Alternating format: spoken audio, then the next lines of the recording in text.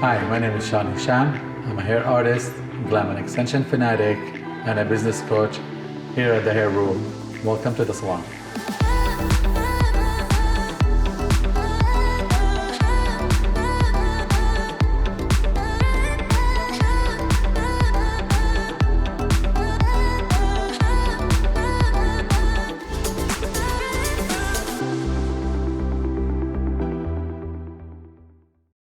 All right, guys, I'm really excited today for our workshop Monday. And this is our workshop that we do every once a month. The way how we grow our business and grow our hairstylist. And we do it for ourselves for the past God knows how long. And we're going to keep carrying on for the new hairstylist, basically. And we're going to ask questions about how can we help out our future hairstylists to become solid hairstylists the way how we are. And we're going to discuss the difficulties that we went through to get where we at, and the way how we make it looks easy, like the way how you make braiding looks easy, the way how you make transformation looks easy, and your extensions and then your blow dries make it looks very effortless, which is it's not. It comes with the practice, and the way how we got to where we are right now, and the difficulties that we went through it to get where we are. So Grace, tell us about you, how you started. I started in corporate. Before I started in corporate, I bounced around a lot. Most people don't want to take the time to develop the new entry-level hairstylist. They just want to throw you on the floor and make money off of you without really teaching you the hands-on and the technicalities of it. Mm-hmm. I was promised a lot of times that they would help me, train me, but then the owners would be absent. Mm-hmm. So it kind of just leaves you hanging. So then I started with corporate that actually paid to train me, and from there I went to a full service salon and as an assistant, and Ollie was in the industry for about 5-6 years before I just took the leap of renting. And then that was a new ball game of having 2 different rents, from paying my home rent and then paying the salon rent, and then not really making enough money to pay all the expenses. But it was definitely, I feel like it was a fight for me to believe in myself, to continue progressing in the field that eventually that I'd become my own independent renter, being able to financially afford everything and develop myself and my career. So when you moved to a regular salon, that you started as an assistant. That's why you learn a lot, you develop a lot. How was that journey for you? Tell us day to day what required from you as a Grace to develop those skills and learn it from your owner. I pretty much was an extension of the salon owner, and he just threw me into it, and it was just nonstop shampooing, blow drying, highlighting, and it was kind of like sink or swim.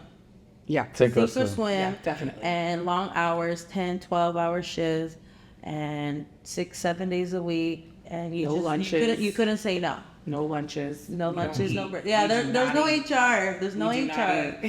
We don't eat. Like I would tell new assistants that came in, bring some granolas in your pocket. Mm-hmm. Bring whatever you can that's quick to eat. Put it in your mouth while you're mixing colors. So when you come out, if you didn't prepare yourself, it's on you.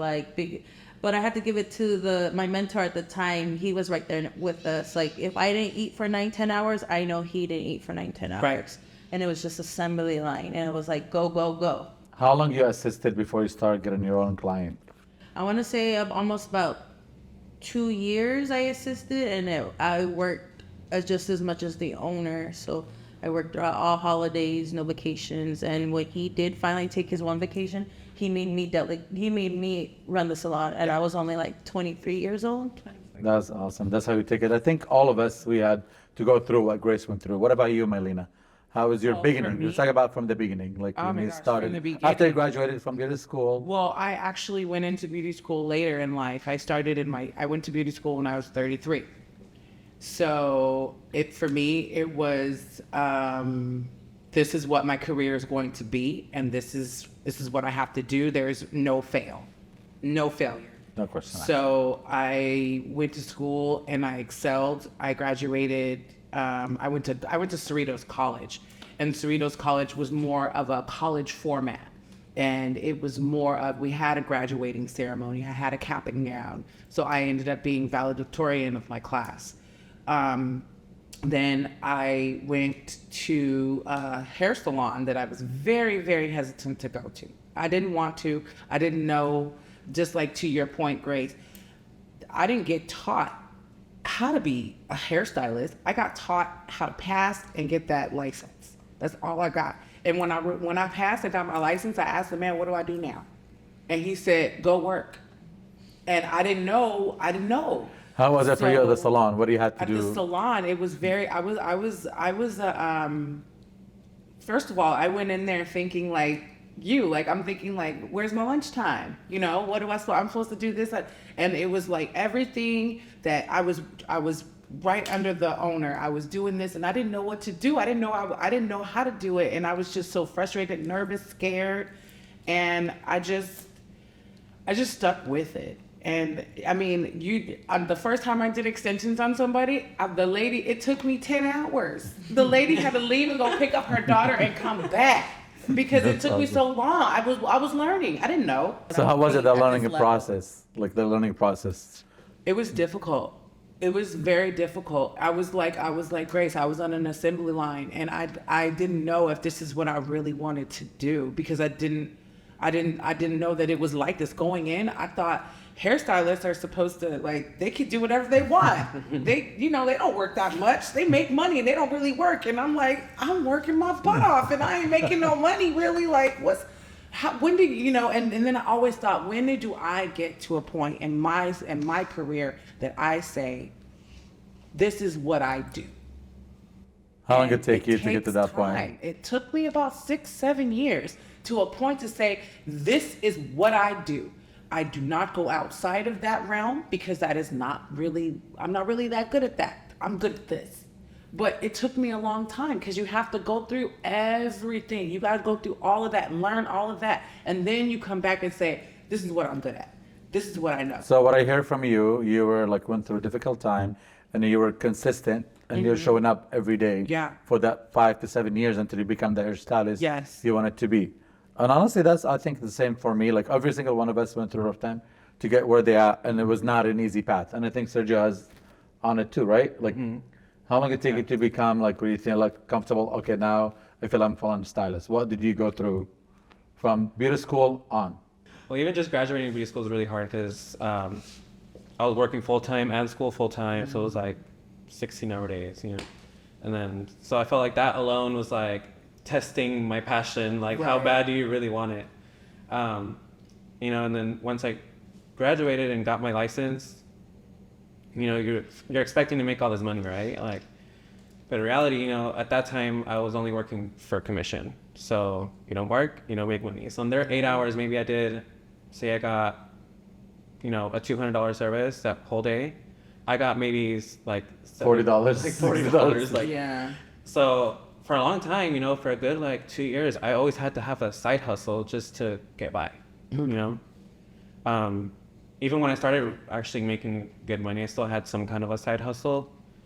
I think this is the first time in my life, the past 3 years, that I haven't had to have something on the side that's just been hair. And honestly, I'm so at peace right now. That's amazing. That's amazing. I feel like in this, any career probably, but I can resonate that you have to have an undeniable faith in yourself that you're gonna persevere into your vision of yourself no matter what. Because it's a fight to where we're at now. Because I can remember days crying in my car and not feeling enough, crying before I go into the salon as an assistant and really feeling can I do this? Am I good enough to be here? And you have to really just kind of shake it off, be no, I'm gonna figure this. I'm gonna keep working. Yeah. Even if he fires me, I'm gonna keep trying. I'm gonna try till I die because and I remember making this phone call to an old beauty school friend that I used to look up to because he was just impeccable with hair. Anything he touched, he turned into art, paper, pen and pencil, a paintbrush. And when it came to hair, he was just and I always looked up to him. And then I was crying in my car and he told me, he's the fact that you're crying tells me that you're serious about it, you're passionate. No, this is your passion. Yeah. He's all I can't picture you crying. The fact that I see you like this vulnerable. He's like, this is your passion, so you're gonna find a way. That's good. See, like literally, all of us have through crying and tears and pushing yourself. Mo, the same thing from overseas, actually. Mo, how long it take you to become a hairstylist solid behind the chair? Tell me about your started when you're training before you become a hairstylist. كيف صار معك لما بلشت تتدرب لو صرت تعمل شعر لحالك وماخذ كرسي وزباين لحالك؟ ايش الفترة هاي بين تعلمت خلصت تعليمك وقبل ما تاخذ زباين؟ كيف كانت صعبة عليك؟ ايش الشغلات اللي سويتها عشان تقدر توقف على رجليك؟ كنت أشتغل أدرس. I'm schooling and working. اوكي. Yeah. وبالصالون كيف كانت الحياة قبل ما تبلش تشتغل زباين لحالك؟ قديش اشتغلت؟ قديش تعبت؟ قديش استشوارت؟ قديش؟ 5 سنين خبرة. English? 5 years. This is good as Salon. As an assistant, right? Yeah, no working. Yeah, so literally how long you assist for 5 years? 5 years, yeah. This is mine. Yeah. So you're so good. Just- yeah, yes. you're so good. So what do you do as an assistant? Just like you do shampoo, blow dries, and what else? Yeah. What was your shampoo, cleaning, salon, counter. Oh, please. to clean the salon? Like he does everything as an assistant. Like you just do pretty much all the hats that we We do. also have to remember that there is always, and it's something that I always have to keep in my mind as well. No matter how high you get and how good you are, you always have to humble yourself. Absolutely. No one is ever too above taking the trash out. Absolutely. Cleaning the Like, toilets, yes. refilling the toilet Wiping off the paper, counters, sweeping up. sweeping hair. Nobody's Doing ever shampoo. above that. Being a shampoo person for the evening. I will call it accountabilities, you know? Even when we're very busy, none of us will say like, oh, I'm not shampooing because I've seen you stepping up, shampooing, not even your customer. Like Sergio blow drying, Mo's hair, Mo's like shampooing for me, Grace is like, give me my extension ready. This is work as a team, you know? And when you assist for so long and then you work so hard, you know what your other fellow hairstylists go through when they're busy. Right. So we never feel like, oh, it's not my job, I'm out of it, you know? Right. I'll never forget this one time I was getting ready for school. I woke up to go to cosmetology school, and my husband was with me at home that day. And we were watching, remember the blonde lady, Tabitha? With the platinum blonde hair, and she was kind of mean. Just cool. So she went into the salon, and I watched her episode, and she scared the hell out of me. I literally started crying, and I told my husband, I can't go to school today. I can't do this. I don't think I can do this. Because if she's going to come in here and criticize like that, I'm not good enough. Like, there's no way I'm not good enough. I'm never going to be good enough. And my husband, he basically told me, he said, okay, as you take this day, you regroup, and we're going to get up and we're going to do it again tomorrow. And that's how it's always been. That's how my career has always been. We're going to get up and we're going to do every day. We're going to keep on keeping on. That's awesome. Honestly, I think hairstylist is a very passionate career. So you have the passion behind it, but you don't know if you are doing your job right or not. And You that's why never you know. question yourself. Never know. But I think what it's important that you said your husband is supporting you, tell you like, hey, we'll group tomorrow. And I think in a salon setting, when you have a good mentor with you, and then tell her like, hey, you're not alone. Yeah. You're not, I did this too. Like you went through a rough time with your mentor, you went through a rough time with your people that you work for. And then Yeah. Even peers, you know, like Yeah. they kind of just look at you like you're the new person or whatever. give me a story breaking point for you. Like you're like literally you feel like you're at rock bottom and you bounce back up. Bounce back up. I think for me, I just felt like there was no turning back because every other job I did, I didn't like being a host, being at a cafeteria girl and ice cream server. But most definitely, as I started connecting with the clients and I started getting better and giving better quality outcomes and color services. I don't know, that was my field to continue to do better. But I always remember the people who did take the time to try to show me, to teach me. And for me personally, I always remembered that. So when I was a beginning hairstylist, I always told myself, like, when there's somebody new, like, I'm gonna help them. Like, I'll take time out of my day and not just let me do it one time and then here you go do it and go fly. No, again, let's do it together. Again, okay, let me see how you're doing it. okay, let's do it one more time and one-on-one. And I've done that. I met strangers who told me, oh, Julie, I met her at the Fullerton slide bar for a little concert thing, and she was some stranger. Jules, yeah. Jules, I didn't know. Yeah, I didn't even know she worked here, and I wasn't even working here yet. And so she was like, start talking about my hair and how she's a new beginner stylist, and I gave her my car. I'm like, if you want to come to my salon, at the time I was working in La Habra, I was like, and just watch me, pick questions. We could do one-on-one. So you're paying your dues to the industry, to the new follow hairstylist. Yeah, Good for you. That's a big deal, girl. That's a big deal. I was treated Yes. and belittled and shamed for not knowing as much as someone who did hair for 10 years. Like, Yeah, they did. Like, They do. I'm like, damn, I was I mean, bullied. sometimes we do that to ourselves too. Yeah, Maybe we do. compare ourselves to other stylists, and we see social media, and you think it's like all peaches and cream when we have no idea what's going on. Exactly. Just like I told that other young lady, the new girl, the little receptionist girl, I told her we all have different hands. We all have different hands. We all may get the same result, but we do things different. Differently, yes. So you have to respect. We all have to respect each other's skill. We don't invent the wheels, we spin the wheels. Yeah. Like we change them up. And I'm very sure, Sergio, you have a story of like a breaking point for you.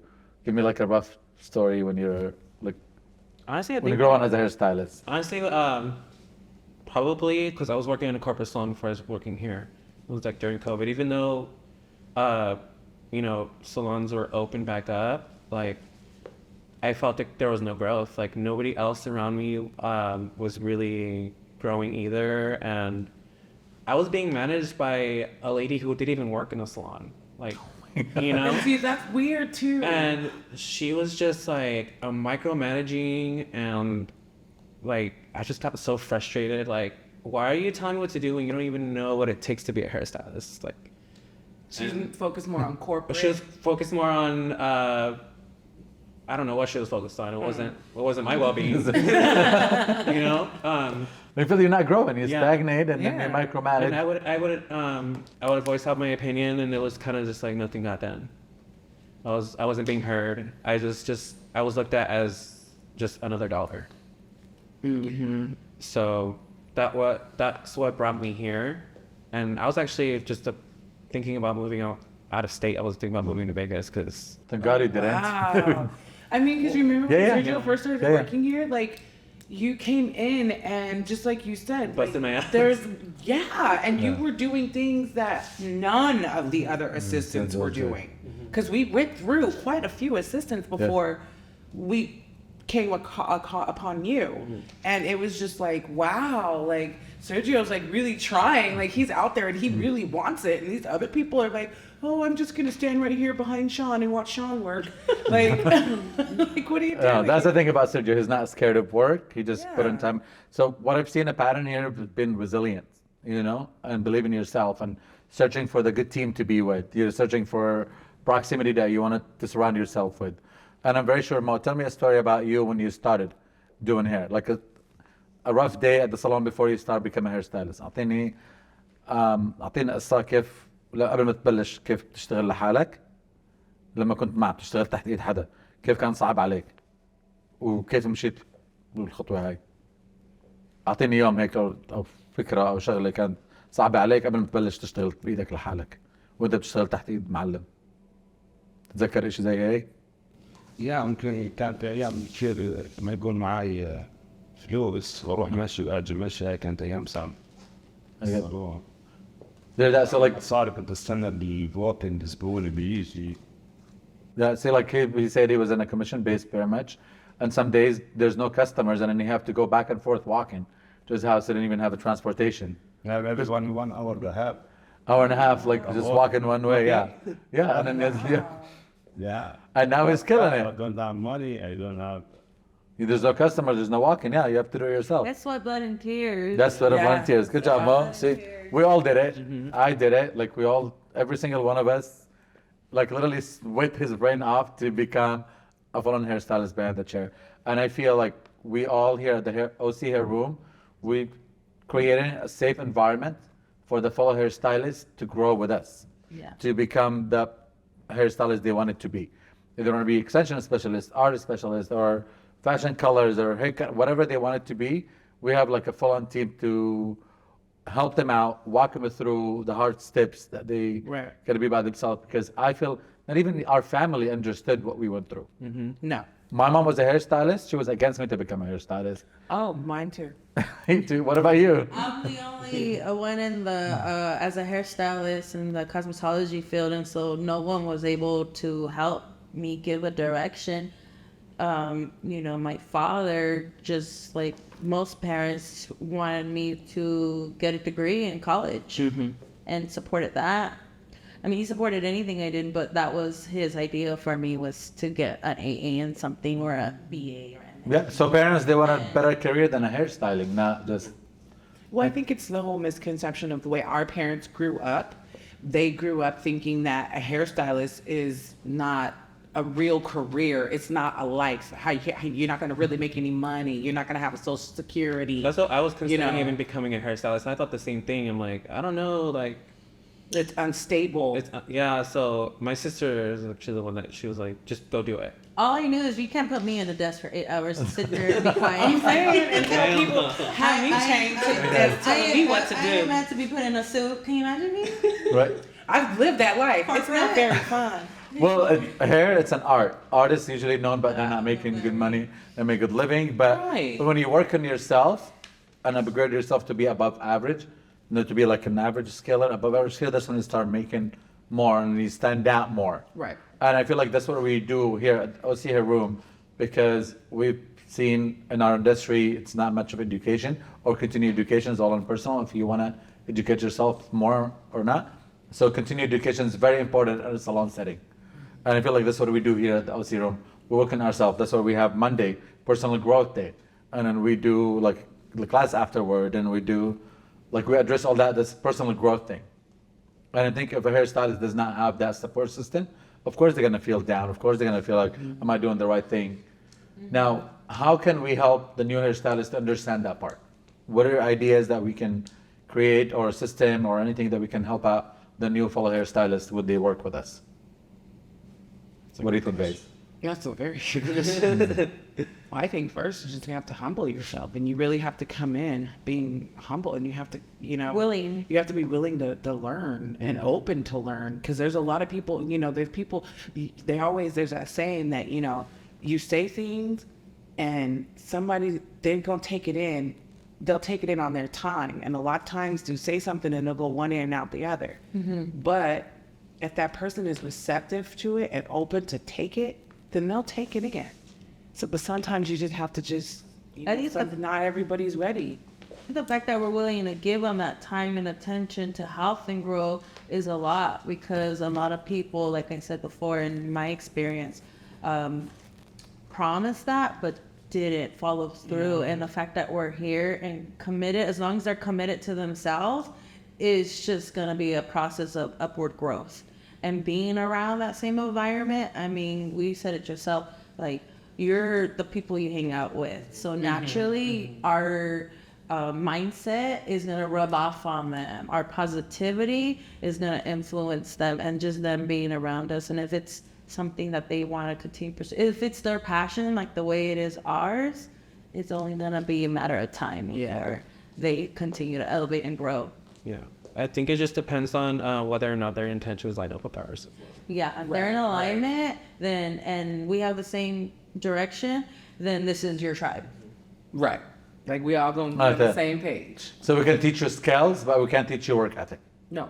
Yeah. You have to I'm gonna already do the have passion, that. That has yes. to be I instilled agree with that. in We're all passionate about this. Mo, like when it comes to work, he wants to help out everyone, and he wants with his customer, he's smiling the whole time. Sergio, no matter how bad day he had a day before, he comes in with like, hey, I'm here, let's just make it better. You're the same way, like by midday, you're like, okay, what do you want guys from me? Grace walking, like just giving direction to everyone, which is we love. So we're all passionate about what we do, and then we accept everything who's passionate, anybody who's passionate about their growth, and then we help you out basically to refine your skills and put you in the right direction. It's And so- actually those goals. and then exactly like make you achieve your goals, or even like, I don't say achieve your goals, like walk you through your goals, because goals are dreams, and I think dreams are bigger than goals. encourage you and And- support. Well, I think honestly, when you come into this salon and we're all working, it's very encouraging. Just because, like, you see all of us, we're all focused, we're driven, our clients are happy, everybody's happy, we're in a good space, and it's it's something that, like, what's the word I'm looking for? It's like ambitious. Contagious. Contagious. Ambitious Happiness for contagious. some new person who has never been in this environment before, and to come into the salon and see like everybody happy and everybody we all work and we're like all the worker bees just working together and we're all happy. That's right. It's good. It's a good thing. a blessing. And I mean, who wouldn't want to be a part of that? Yeah. I agree with you. I want to be a part of it too. I loved it actually. Every time I look at us when we all busy, literally it put like a smile in my heart. You know, I feel like our mission accomplished, and we're all of us. We have our issues, and then work it out during the day, and then we make it happen no matter what. And our customer feel it. They feel the vibe. They feel the energy, and everyone leave out of the salon with bigger smile on their faces when they Right, walk in. right. And I love that. I love watching people walking out of here, looking at themselves at the all mirrors and smiling. That's huge, you know. So I can't wait for more future hairstylists who can come work with us and, you know, elevate their career as much as we do, and then we are doing more. Not even just today, we're doing a lot more later on for sure. Definitely. I just want to say thank you guys for coming here today, sharing your stories, being vulnerable about your growth, this career, and now we're going to do our workshop, our Monday workshops. We're going to work on something with extensions, and tune in for our next session.